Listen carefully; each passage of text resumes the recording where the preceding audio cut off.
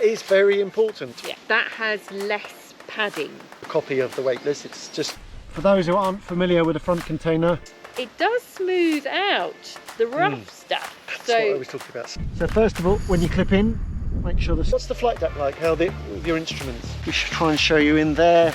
You have straps going through the middle that are part of the waist strap. Doesn't mean it does. Kind of storage bag. I felt with all harnesses which have those two options is I feel that the foam protector gives you a quite a quick shift. into the cockpit. There we go. Nicely done. We're here to talk to you today about the NIVIUK Arrow P harness. Take my money. It's mine. You're not having it. I just want it. No one's going to steal it from me. I'm in love. Oh. Well, But we yeah. will be talking in some detail, talking about all the ins and outs, the pros and cons and bits. We do have some little, niggles that we can Yes. get in there somewhere. I Yeah. think. So we've been flying the harness for 5 months or so, or more. We just worked out, and it's NIVIUK's lightweight hike and fly harness.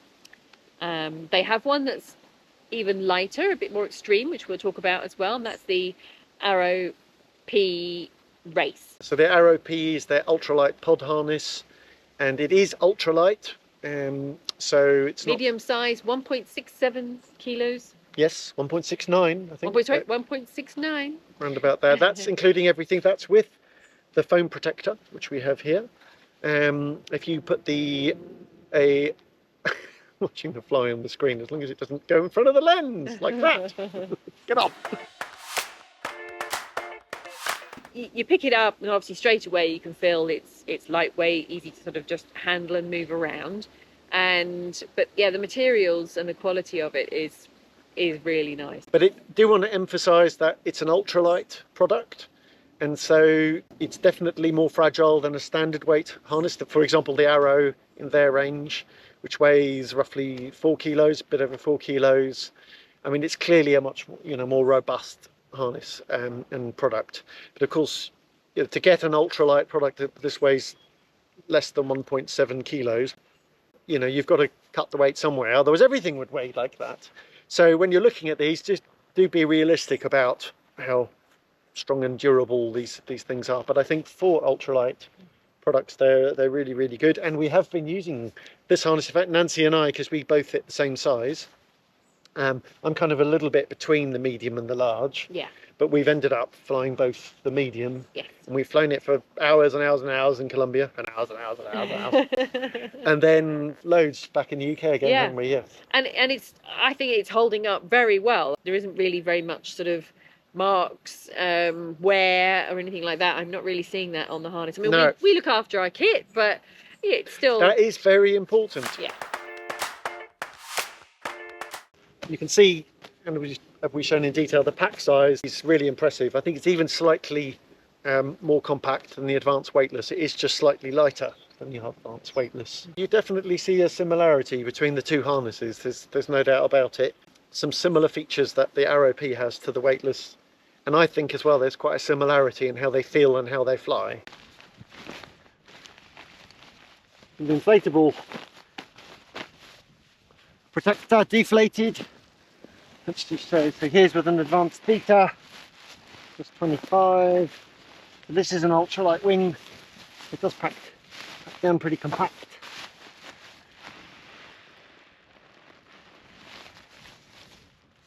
And even with the foam protector, there's no problem getting that into here. So here's the Arrow P inside it.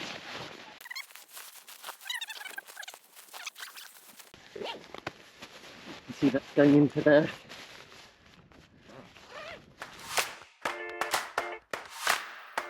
One of the things, like the weightless, I think the way the whole clipping in system works, it's for an ultralight harness, it's relatively straightforward. It's easy to clip in, so you just pop on the shoulders. There's, just like the weightless, the one leg strap is fixed, so you don't undo that. You just pass your leg through on the one side, which I find is a really good compromise. It saves having one buckle. They also call it a safety feature, because then you're not going to forget you've got one strap holding you in.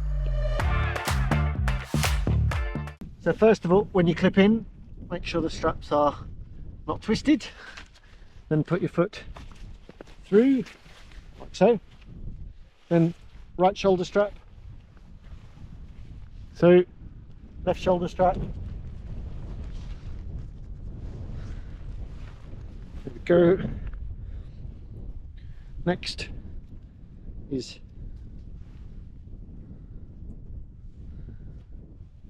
strap like so.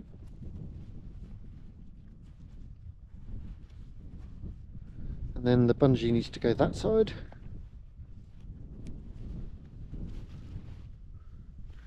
This, I'm just going to show this detail.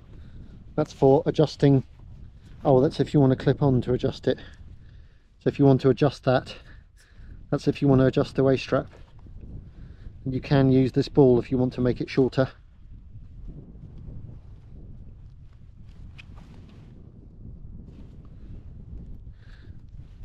There we go. Right. Then clipping in, I've got left loop. Follow it down. White ball.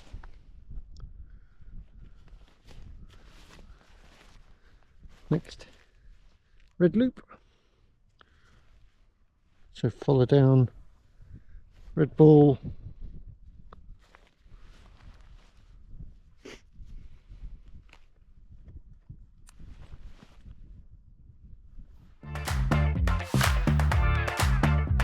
What's the flight deck like? How with your instruments? So as you call it, yes, the bib deck. Yes, yeah.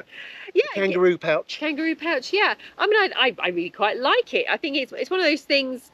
We've started to see it a few years ago, and obviously the Weightless has the same type of system, and it's great for having.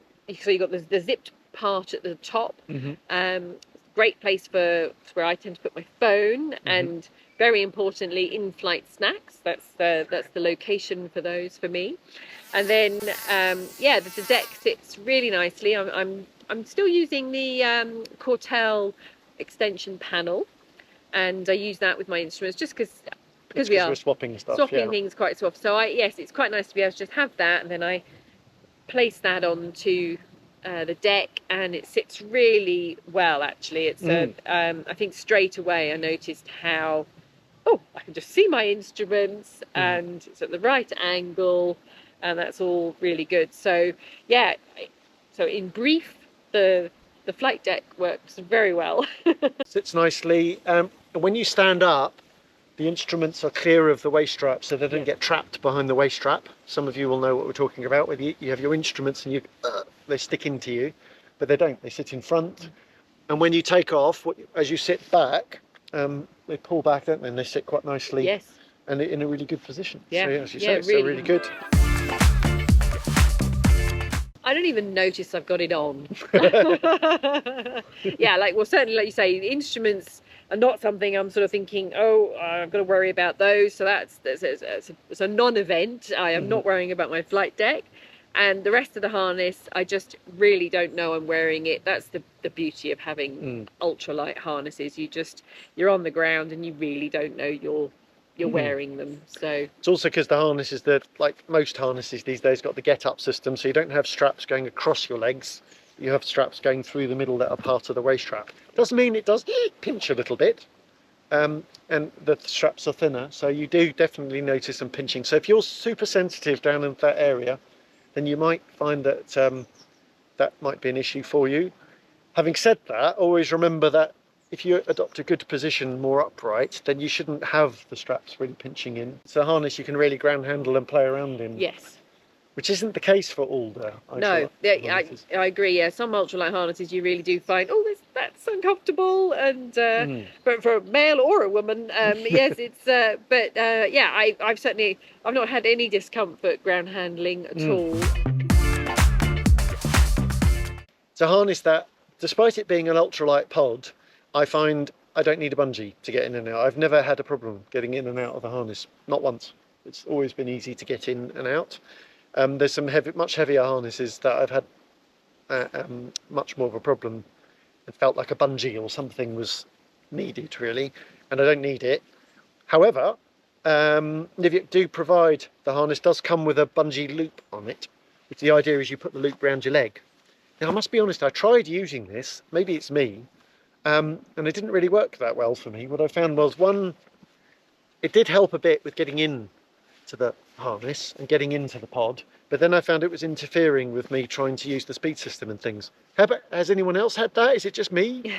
So I found that, one, I don't need the bungee, so I could just take it off. We've ended up adding another bungee on there, which is the type that we prefer, which is a bungee with a ball on the end that we can put into our shoelace. Yes. And I find that works. Yeah, yeah. What about you? Have you ever struggled to get in? I did. Well, first thing with the loop, I mean, I'm always generally wearing my handbag boots, and I sort of put it round, but it wasn't very comfortable. I didn't really like having that, and then it sort of wanted to come up above the top of my boot, and that I think that's where it's meant to fit. Yeah, no, it's not comfortable. I don't like having that squeezing elasticity around my leg. It wasn't really something I wanted. So yeah, never had an issue getting in, or actually the harness, but yeah, getting in the harness. So. Actually, slightly easier than the weightless, it occurs to me. The weightless, I felt like a little bit, generally fine, but felt like I wanted to use the bungee a bit more. But that's just a minor niggle thing. As soon as I'm in the harness, I'm just instantly comfortable. It molds to me. I mean, if so feet on the foot plate coming up, the underneath seat area is very supportive and just comfortable. There's no seat plate, so it's the hammock style harness, and it just curves around you, and there's, I would say, the right amount of rigidity. So I think sometimes with hammock harnesses you feel like maybe not quite so supportive. For example, for me, the Woody Valley race harness, that has less padding. All right. And so I feel underneath around my legs, my thighs, that I don't have quite so much support. So the NIVIUK really feels very sort of rounded and gripping, but not too tight, but just really molding around to me. So for me as well, I agree. Really, the feeling is so comfortable. For me, it's got a very similar feeling to the weightless, the advanced weightless. It's got a very similar feeling to that, but not quite exactly the same. There are differences. It's definitely not just the Aerope's not a copy of the weightless. It's just got some similar features. The comfort is really, really lovely. It's got such an amazing feeling and communication with me, or with that the pilot in the harness. It speaks to her. It speaks to me. I feel that I'm getting a lot of help actually in the weak stuff.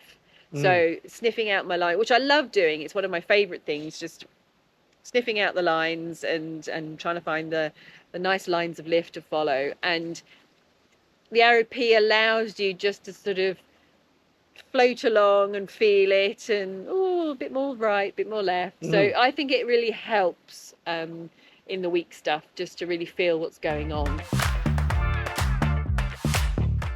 It does smooth out the rough stuff. That's so what I was talking about, smoothing. Yeah. Smoothing, yeah. So it smooths out the rough stuff. So I mean, it's a harness that is allowing you to feel in the weak stuff, but somehow dampening off the stronger pitches of kind of that you might get. It doesn't have that really biting kind of jagged edges. It does smooth it out. Absolutely, and I think that's really comes down to if you look at the harness in detail, the geometry of it and how it's been put together. There's a certain point it's got to allow you a certain amount of movement, and there's a point where when the movements get big, too big, then it starts to sort of smooth things out. And it doesn't do it in a restrictive way, I find, at all. It just kind of smooths things out. So it gives you a really smooth ride. But at the same time, it's giving you enough to make good feeling out of the weak, more sort of subtle stuff. And again, I think that's very similar to the advanced weightless. It gives that impression and that feeling like you've got a seat plate. So I think it gives you that authority like a seat plate, but obviously you're not on a seat plate. And it really gives you, I think, very direct handling. It has the roll in it, Yeah. so you can really roll your hips and twist your body if you want to really sort of just almost really put the harness where you want it with whatever glider you're flying. So as we know, wings all respond and feel different, but the harness does have quite an effect on that communication between harness, wing, harness. So yeah, for me, the directness and that I and the control that I have with the Aero P is just really, it's really sweet. It's really just on it. It gives you what you want when you want it. Yeah, and I just get the feeling that it's just very smooth as well. So you've got a really nice feeling of good control and good authority. And I do think that having flown it with both the foam protector and the inflatable protector, the same as I felt with all harnesses which have those two options, is I feel that the foam protector gives you a little bit more authority than the foam protector does.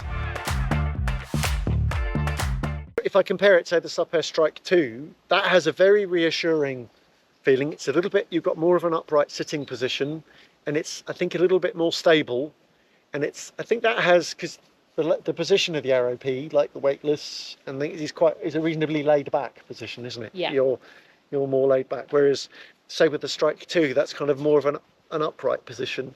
So I think for some pilots, they might prefer that upright position. They might feel more comfortable like that. So that definitely with the Aero P, it's for some pilots who prefer that more laid back position. Because if you try and force it into an upright position, it doesn't feel quite right, like the weightless and the Lightness 3. Yes, agreed. Yeah. So if you're wanting something more stable, then the Strike 2 is there. And then conversely, if you think about the Skywalk Range X Alps 2 and 3, which I think have a similar feeling, to me they have a little bit more of the feeling is a little bit less cohesive. They move around more. So when things get more active, then I feel like there's more movement with those. There's kind of more wobbliness. Again, it's a personal preference thing. With ultralight pods, as they generally do, it's all made out of lines, I think, with some little plastic tubes on it. And it's reasonably easy to get your foot on. Generally with ultralight pods, it can be a bit fiddlier getting your foot on the speed system, because they just have really minimalized them, made them minimalist. But I actually find it pretty easy. Yeah. And then they've got nice pulleys on there, and I think the way that they've put the pulleys and everything, it seems to work really well. So I find it really usable.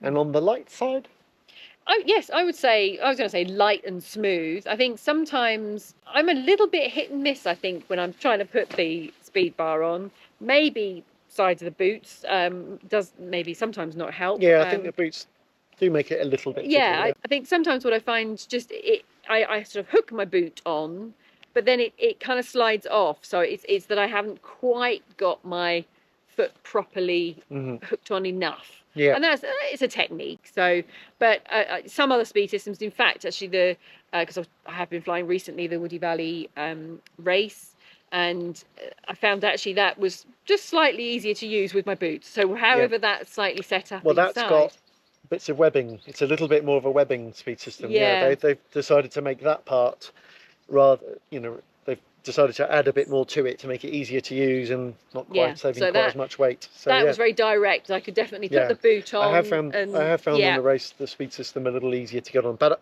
I think with the Aero P, I think it's very good. Yeah. And nice, very usable and good.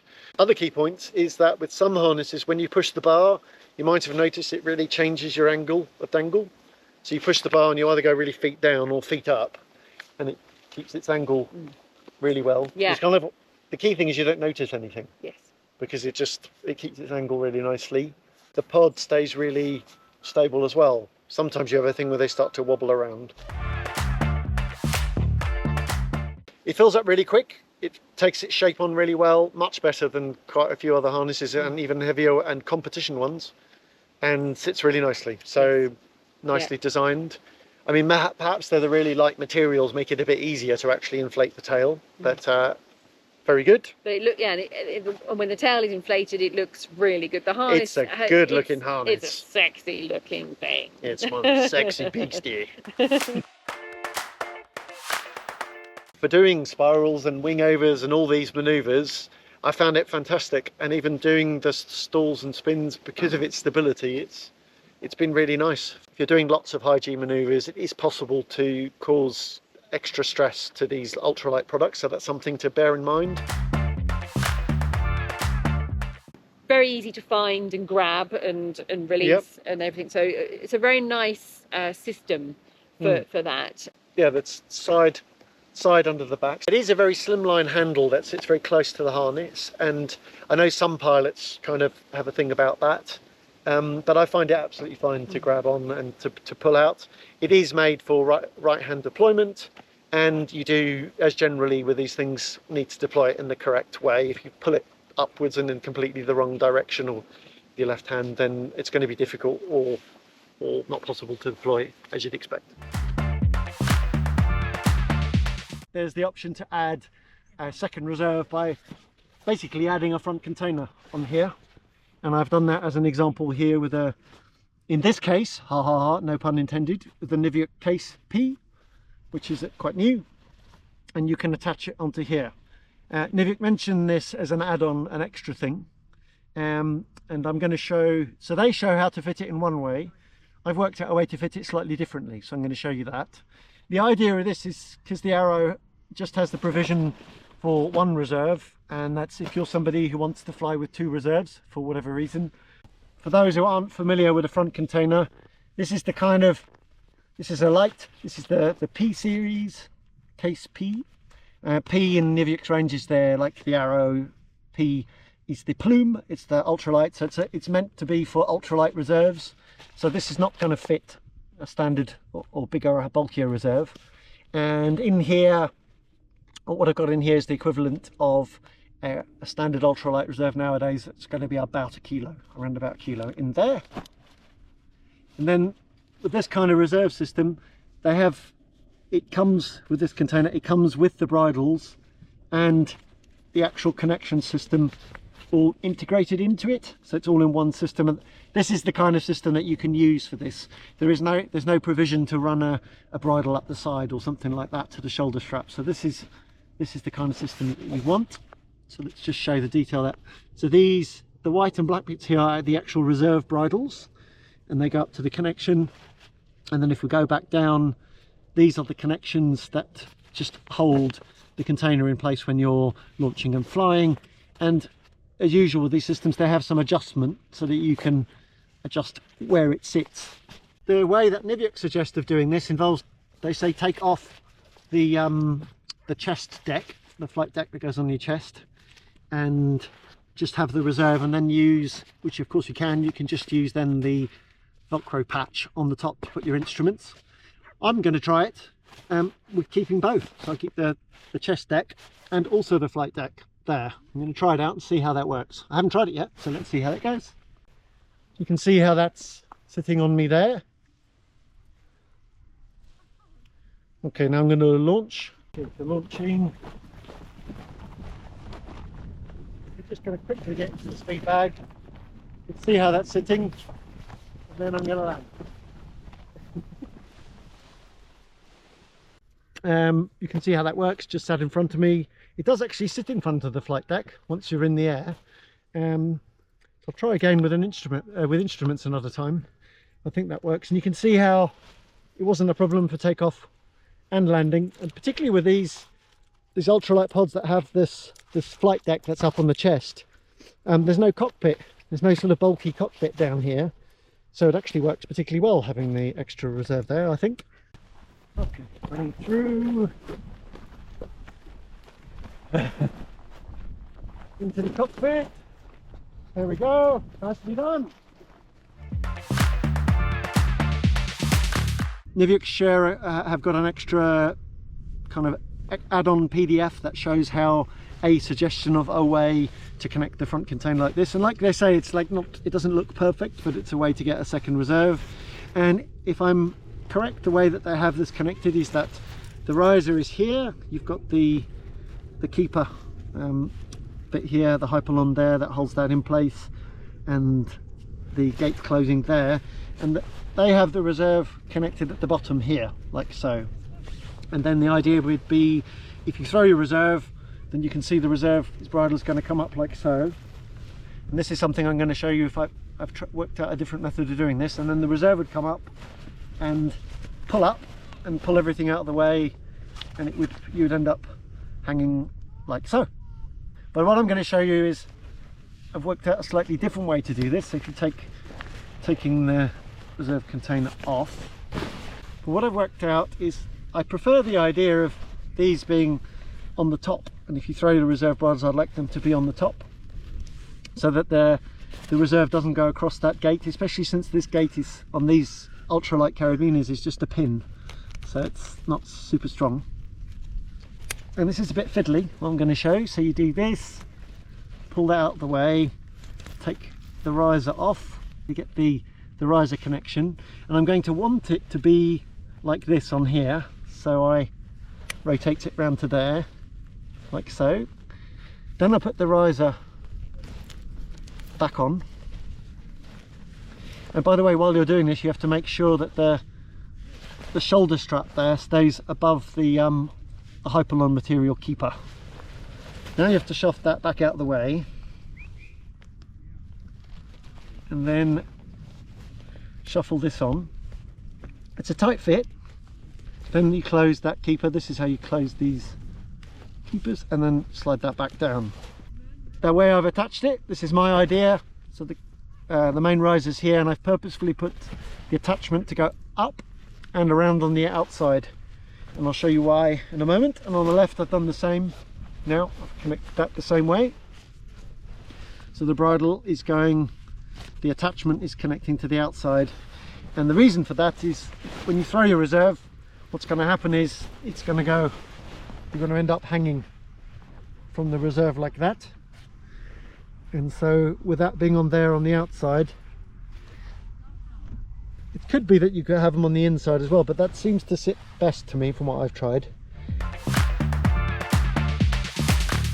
When you put the inflatable protector in it, although I personally find inflatable protectors a bit of a pain, but it does make it, the big advantage with inflatable protectors, it almost halves the pack size, because you can see that the pack size of the harness ends up being about that. Yeah. It's almost the size of the protector, so that's the big thing. So it's very good like that. You can see here it's inside the 60-litre backpack, and you can see it's kind of a bit lost in there. You could easily go in the 50-litre, possibly even a 40-litre backpack, but 50-litre. You can see that's the Velcro for the speed bag. So there's the foam protector. So let's have a look at it. If we open out the speed bag and flip that around and open that up, you can see here the foam protector goes inside this zip. So there's the protector. You can see just what that looks like. And what we've got here, it's a sandwich. It's made out of a sandwich kind of build. There's soft foam here, there's a more dense foam part in the middle, and soft foam on the outside. So it's got that kind of sandwich build. That's a protector. And personally, the way I see it is that no protector makes you invincible, but having a protector, if you're landing from a bit of a height onto your back, it's going to really help and be a good thing. But no, unless you have a massive, big, giant hamster ball thing, no protector is ever going to make you invincible. So, and with ultralight gear, you're trying to keep your weight down. And then there's also a practicality side. So with a foam protector, the advantage is it's pretty compact, and also at the same time, it's with this type of protector, it's compressible, so that helps make the pack size a bit smaller. And compared to an inflatable protector, you don't need to pump it up and deflate it each time. And of course, it's never going to get popped, and like so. So that's the advantage of that. In the back here, there's pretty good storage, so we should try and show you in there.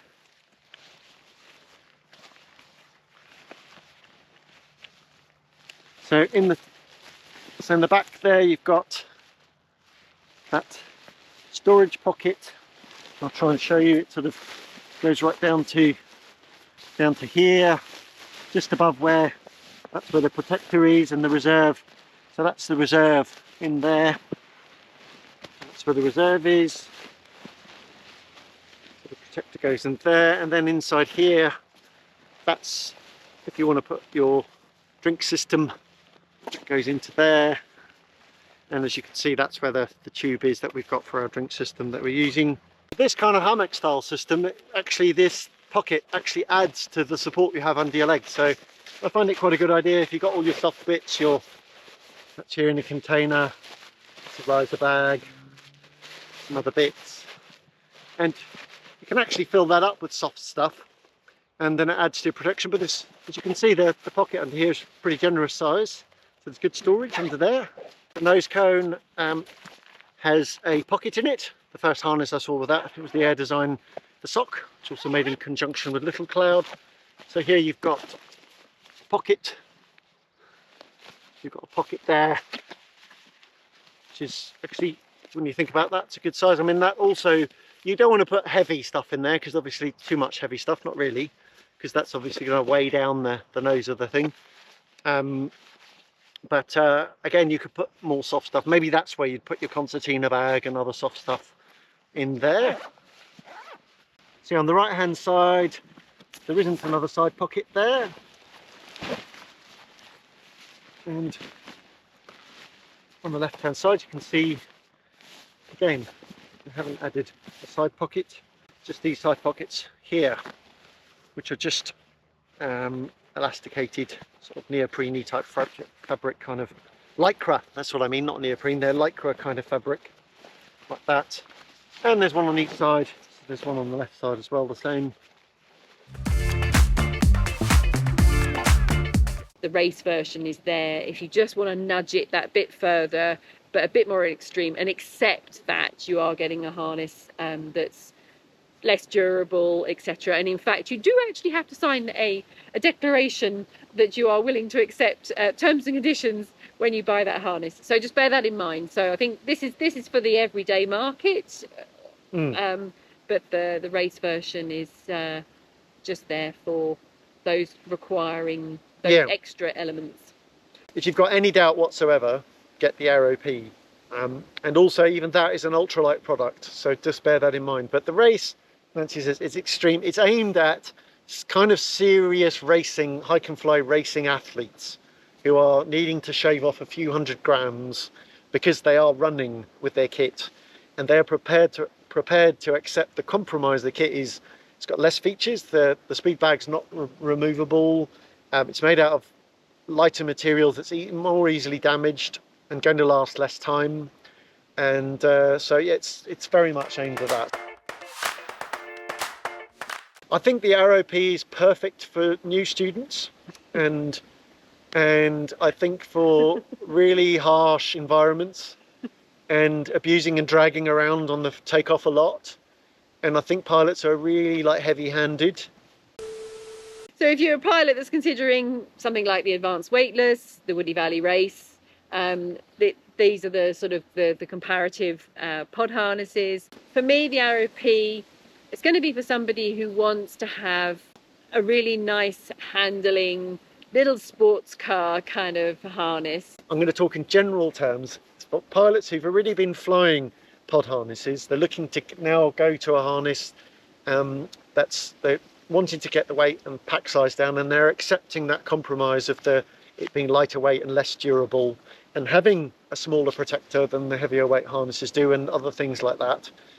But actually it's a fully featured pod harness otherwise, with very good storage, and it's actually a good harness you could use for Volbiv. I think maybe we should cover a little bit to help a bit. It's like who it's not for.